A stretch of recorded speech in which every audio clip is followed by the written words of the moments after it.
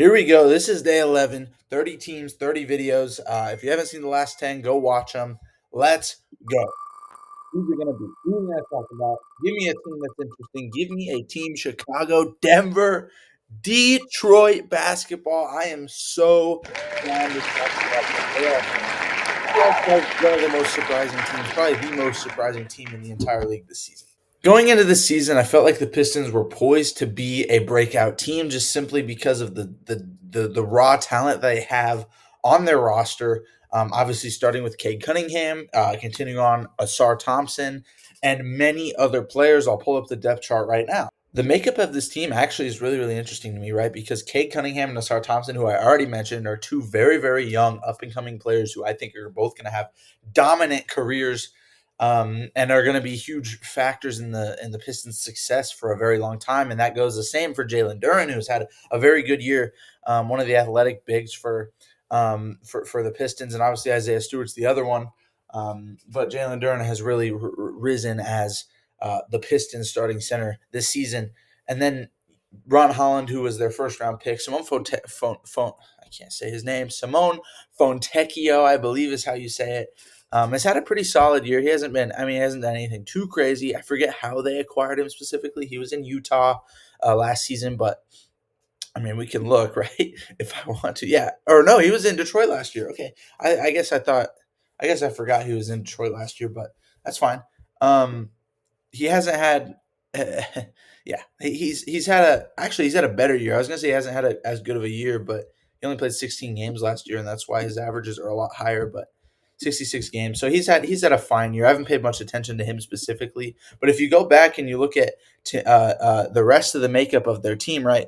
Tim Hardaway Jr., Tobias Harris, Dennis Schroeder, even Malik Beasley, like those are good veteran players that have really made this team stick together, right? Obviously, none of those players are these outstanding, phenomenal players, although Malik Beasley has had a top tier, a six man of the year case this season and becoming is has always been, but is becoming one of the best 3-point shooters in the league right now. And the rest of the team, like, you know, I mean, again, it's not this insanely dominant team, but it's a team that just works and fits perfectly together to the point where I think they have a chance to make a run in the playoffs. I actually didn't catch this. I was thinking Detroit was still the sixth seed under Milwaukee, but they're on a 2 game win streak and Milwaukee's on a 2 game losing streak, and now all of a sudden the Pistons are the 5 seed.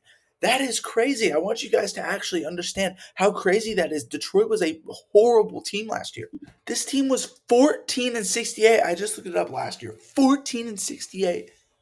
Whoa, and that's a huge jump. I didn't realize it was that big of a jump. I knew they were not good last year. I didn't realize they were generationally bad. But dude, like this Pistons team, bro, like they have some dudes, and I'll tell you what, Asar Thompson has really developed more than I expected. Cade Cunningham even more than I expected. Like, yeah, I already said like I did believe Cade Cunningham was going to make a jump.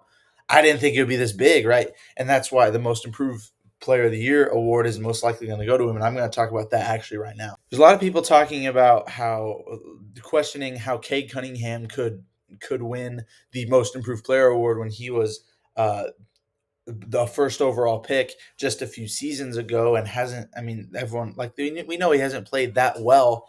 A lot of people were calling him a bust. A lot of people were counting him completely out, and all of a sudden he's an all-star this year.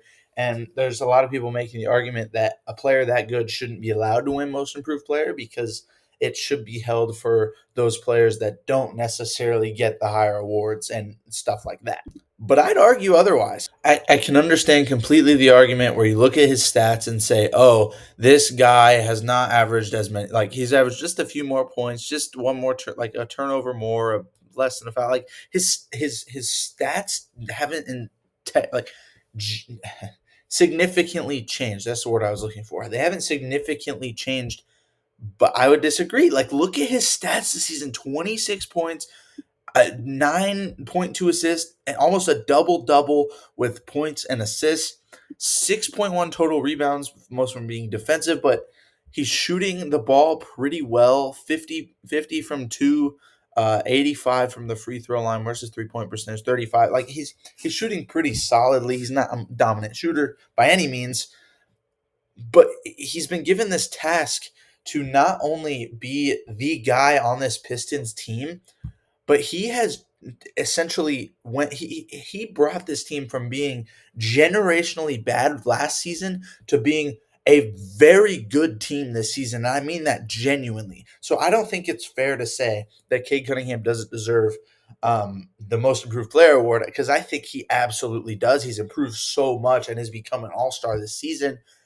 Although I would probably say Dyson Daniels, in my eyes, is the most improved player. But regardless, Cade Cunningham absolutely deserves the award if he ends up actually winning. So, and I guess going off of the idea that the Pistons have been a very, very good team this season, they've also been able to avoid pretty significant injuries outside of Jaden Ivey. I do know that that injury was horrible. It was gruesome. It was disgusting. Don't go watch that video, or if you didn't see it, you'll see what I'm talking about. But um, yeah, outside of Jaden Ivey, they've really been able to stay relatively healthy throughout most of the season, and I think that's really going to help them come playoff time. I actually really like Detroit's playoff chances this year. If you look at like the standings right now, if they were to end up being the 5 seed, they would end up more than likely playing Indiana unless something happens with New York. But basically what I'm trying to say is they're either going to play Indiana or New York, and I think both of those series are pretty winnable. And I'm sorry, Knicks fans, if you thought you were going to be more dominant than this, but the Knicks are a beatable team in the playoffs, you know. And again, this isn't a Knicks video, but I think the Pistons have a good chance to beat the Pacers or to beat the Knicks come playoff time. And then second round, obviously, would be a lot harder. They'd have to go up against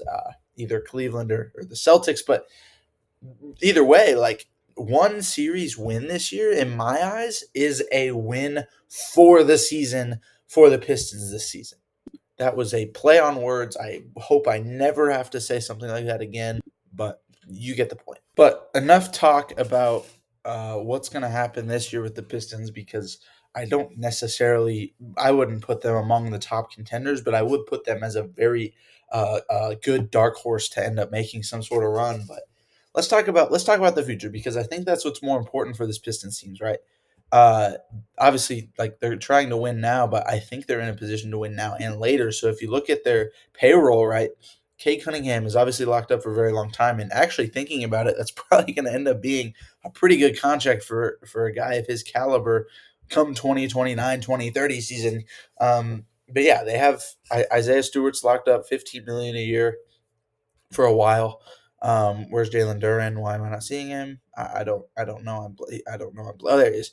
They're gonna have to resign Jalen Duran. They're gonna have to eventually resign Sar Thompson. But for the next few years, I'd say the Pit like they're gonna get this Hardaway contract gone. I'd say they should probably try to get rid of the Tobias Harris contract, even though he's been playing a pretty solid year this season for his standards. Right. They're gonna get big contracts off. Like they're gonna lose Tim Hardaway. They're gonna lose Dennis Schroeder. They're gonna lose. Um, I'm missing other people. Malik Beasley. They're gonna have to figure out how to hopefully keep him around.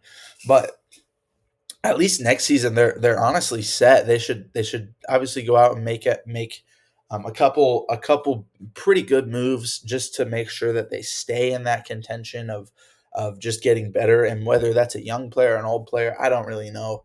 I really like the makeup of the combination of young and old players they have right now. So I'd hope they kind of kept it the same way. But um, yeah, I'd say they have Kate Cunningham locked up. All they really need to do in the next 3 years, extend Asar Thompson. That's an obvious one. Extend Jalen Duran. That's another obvious one.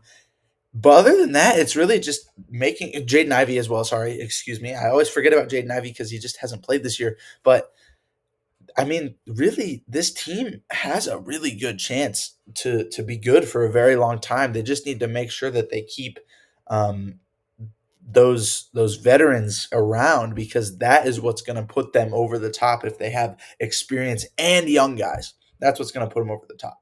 But anyways, that's all I got. Thanks for watching. I'd love it if you'd like and subscribe. It helps out the channel a lot. It'll keeps me motivated to post. But yeah, other than that, I think that's all I got. Let me know what Pistons fans what you think in the comments. Peace.